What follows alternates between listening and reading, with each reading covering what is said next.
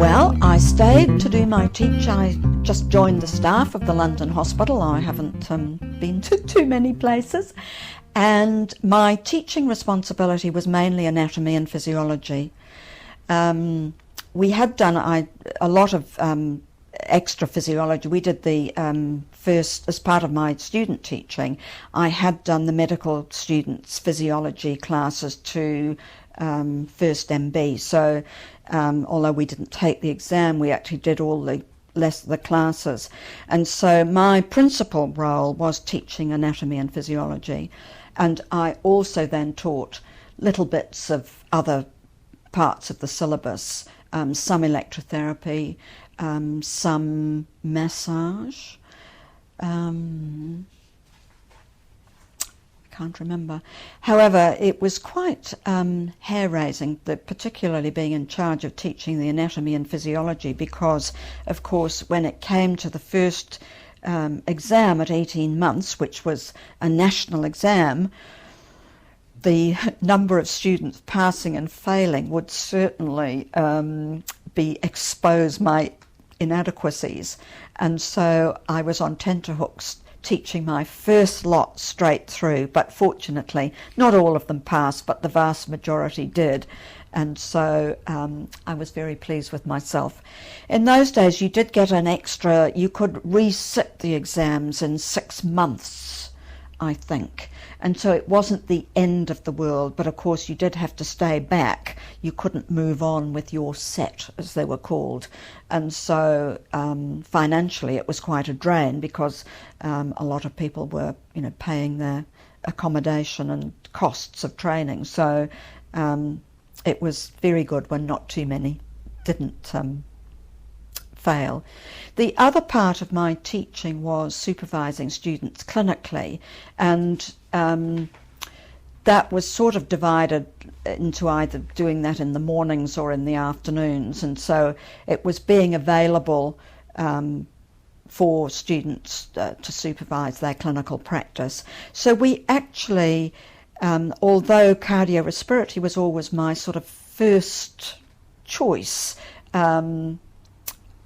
I would supervise lots of other things as well, and so musculoskeletal. But I have to say, in those days, because it was so prescriptive, it was very easy to be master of all, and to be able to sort of transfer across different areas, because, as I say, we didn't have so many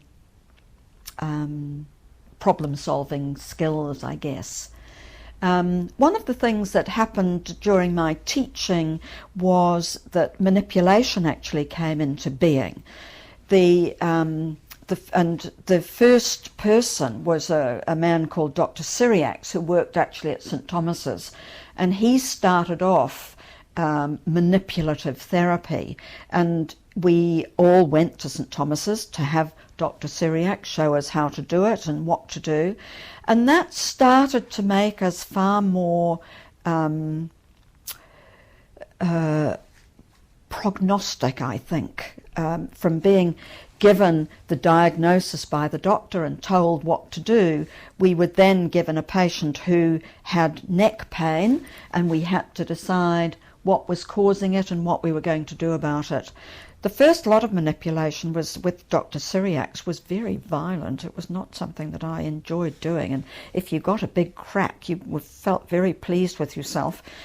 And I don't know how long that lasted. I think probably about a year, 18 months. And then another set of techniques, an Australian doctor called Maitland, again setting up in Harley Street, brought in the Maitland techniques, which were much less vigorous than Dr. Cyriax, and they were fairly small vibratory things which you did over the joints.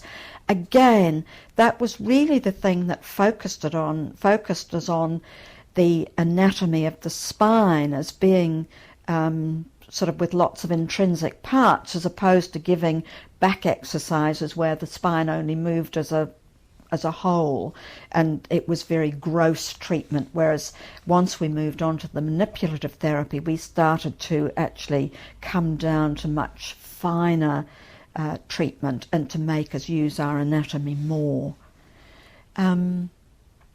So another part of my teaching, of course, was examining.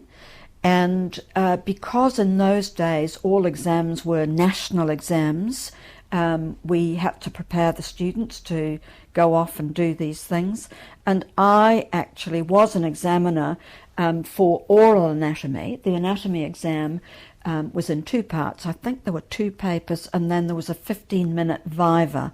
And the viva was with a physiotherapy teacher and with what was called in those days a physical medicine specialist, because they were the people who knew about joints and muscles. And so we would, as examiners, give the student a bone and say what attaches there and what capsule is this, and then we would ask them about muscle work, about concentric and eccentric muscle work, and